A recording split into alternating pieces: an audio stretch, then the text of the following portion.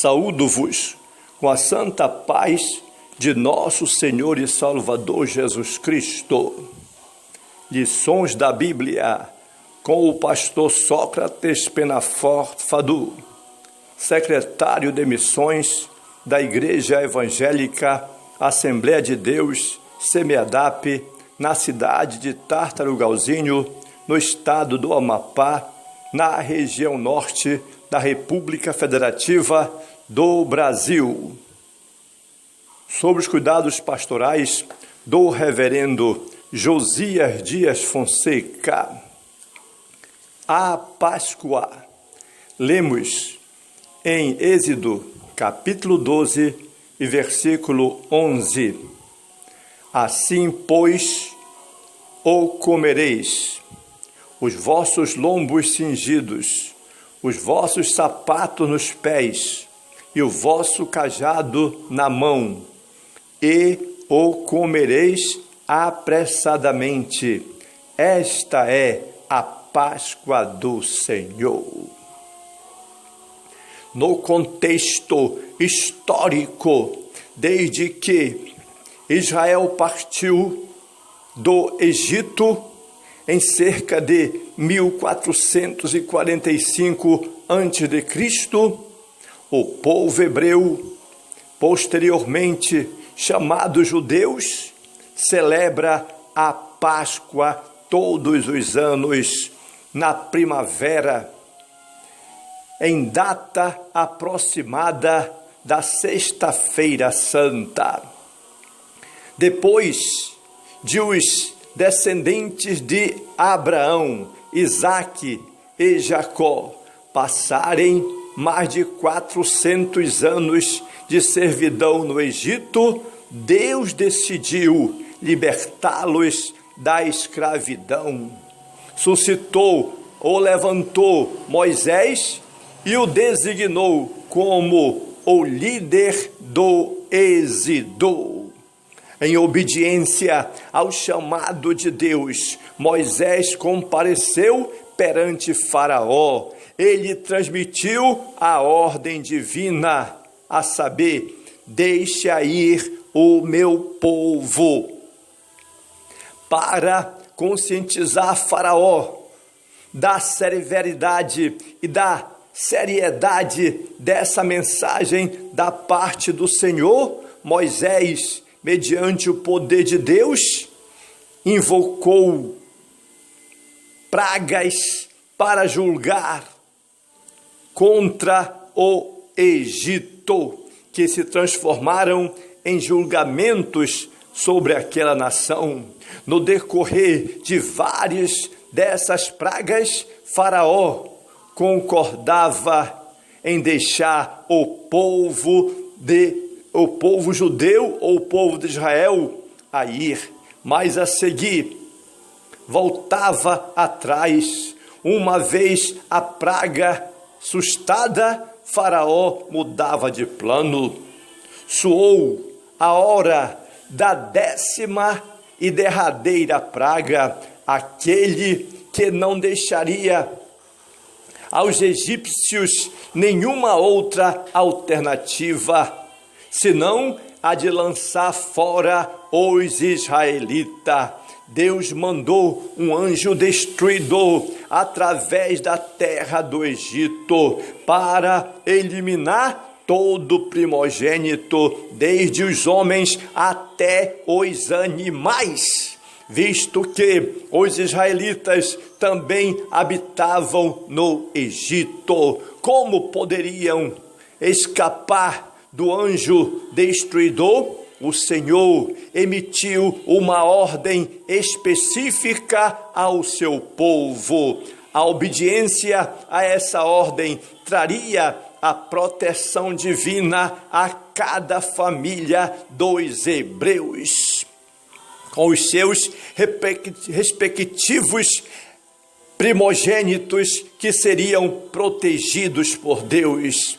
Cada família tinha de tomar um cordeiro macho de 1 ano de idade, sem defeito, e sacrificá-lo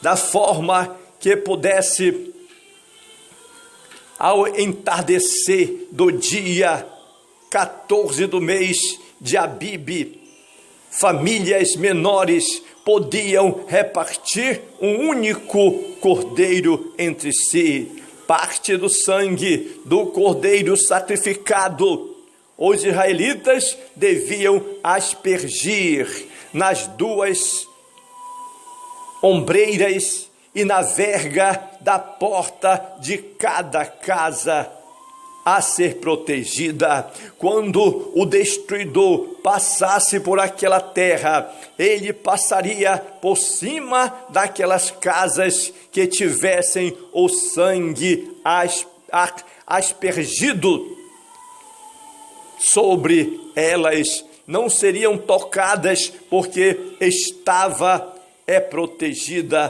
por aquele ato. Daí o termo Páscoa, do hebraico Pessá, que significa pular além da marca, passar por cima ou poupar.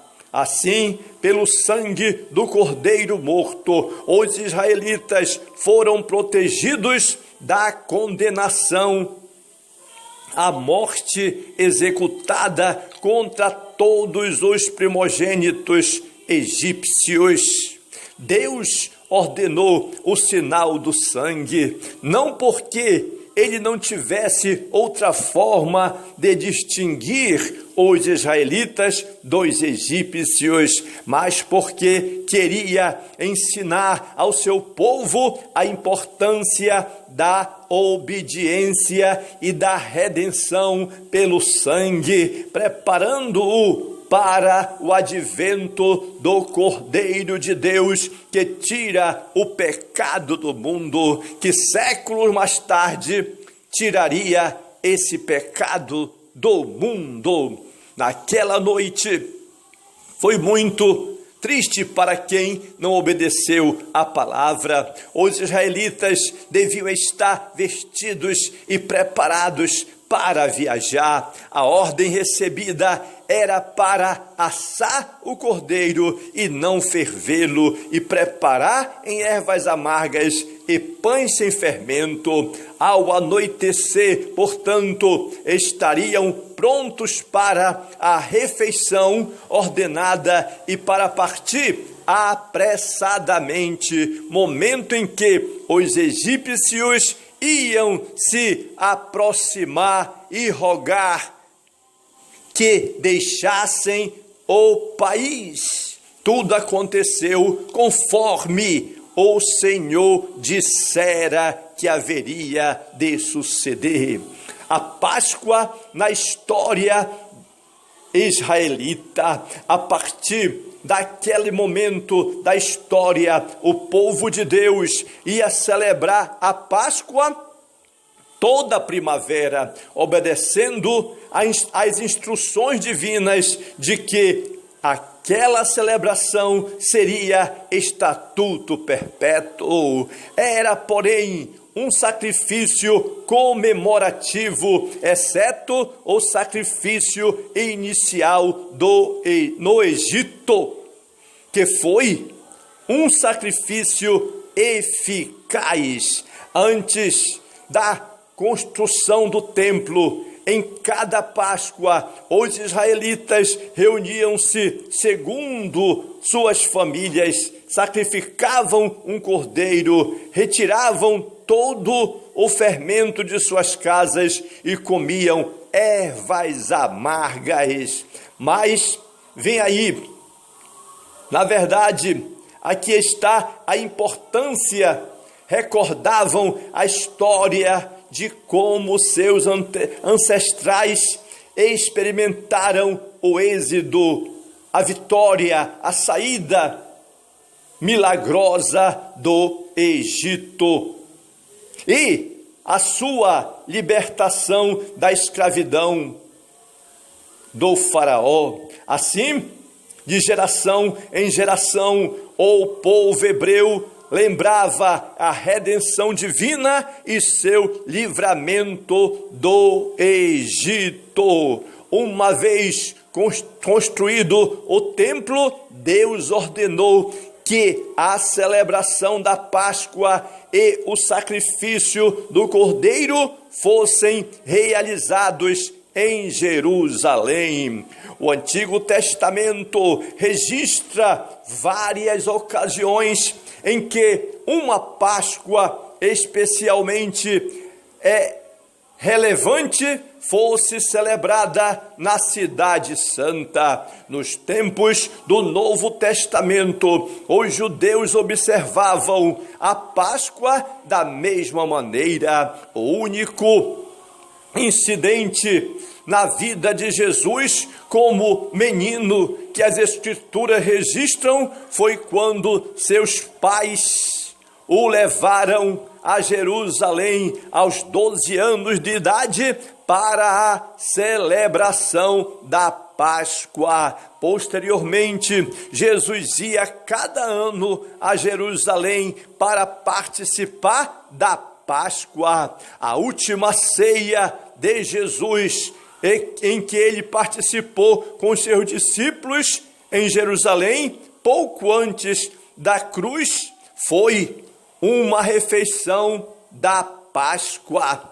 O próprio Jesus foi crucificado na Páscoa como o Cordeiro Pascual, que liberta do pecado e da morte todos aqueles que nele creem. Os judeus hoje continuam celebrando a Páscoa, embora seu modo de celebrá-la tenha mudado um pouco, posto que já não há em Jerusalém um templo para se sacrificar o cordeiro em obediência a Deuteronômio capítulo 16, versículo 1 até o versículo 6. A festa judaica contemporânea, chamada de Sedé, já não é celebrada com o cordeiro assado, mas as famílias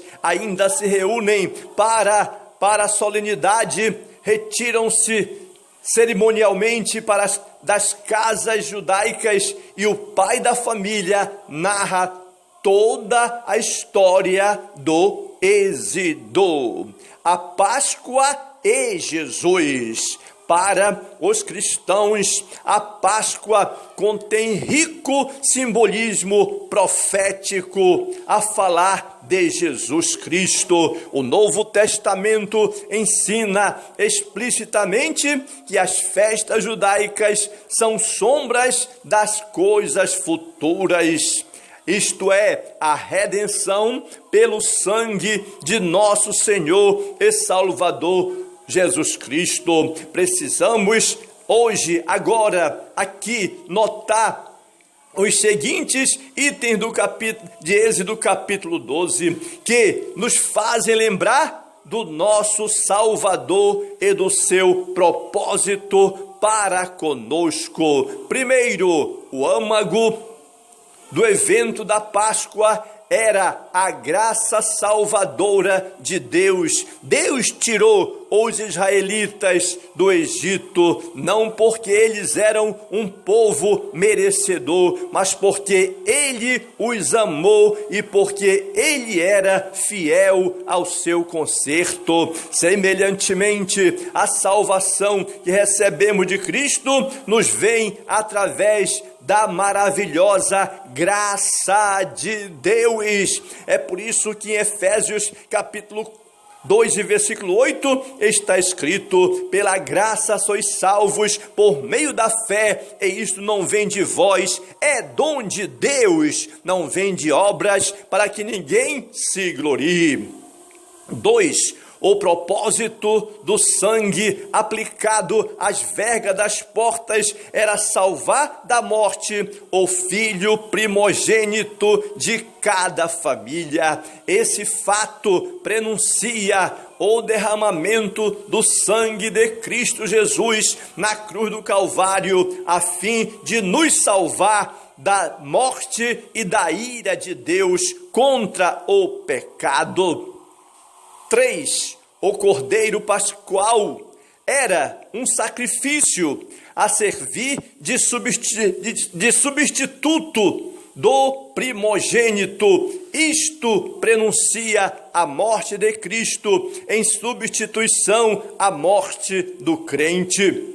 Paulo expressamente chama Cristo nosso Cordeiro da Páscoa, que foi sacrificado por nós, aqui em 1 Coríntios, capítulo 5 e versículo 7. 4.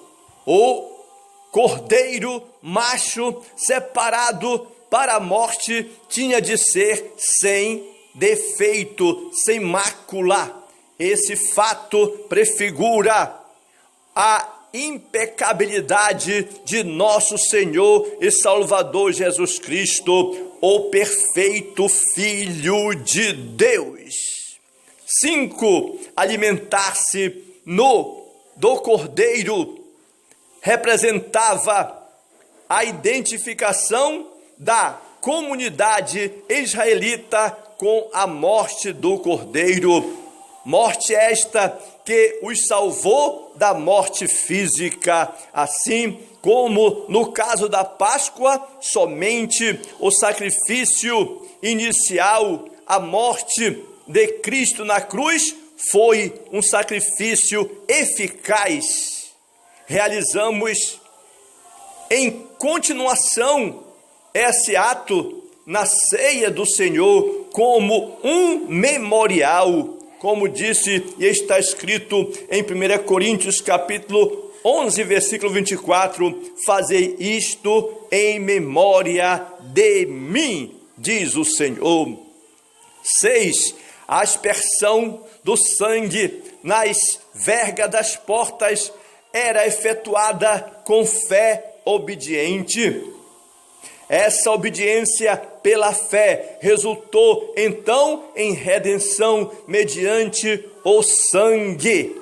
A salvação mediante o sangue de Cristo se obtém somente através da obediência da fé em Deus, em Cristo, no Senhor, no sacrifício expiatório.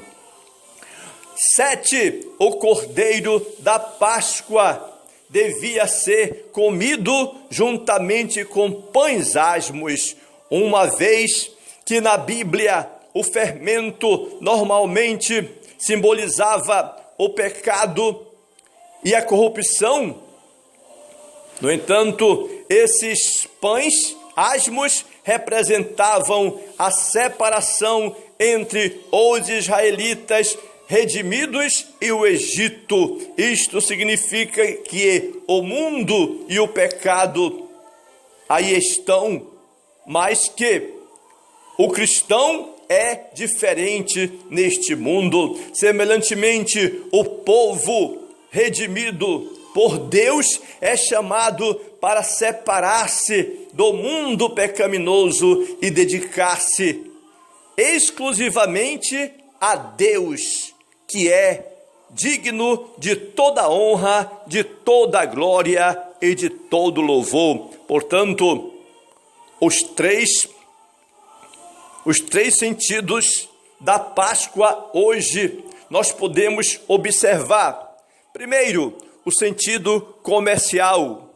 É um período em que as pessoas usam para fazer as suas vendas, seus negócios, suas festas, suas comemorações, no mundo social. Segundo ponto, no sentido espiritual. No sentido espiritual, a Páscoa significa Jesus, significa salvação, significa o Evangelho, significa a liberdade em Cristo, significa a uma nova criatura, significa nosso Senhor e Salvador Jesus Cristo. E a Páscoa para Israel significa o dia da independência do Egito, livramento, salvação e vitória. Jesus Cristo é o único Salvador do mundo.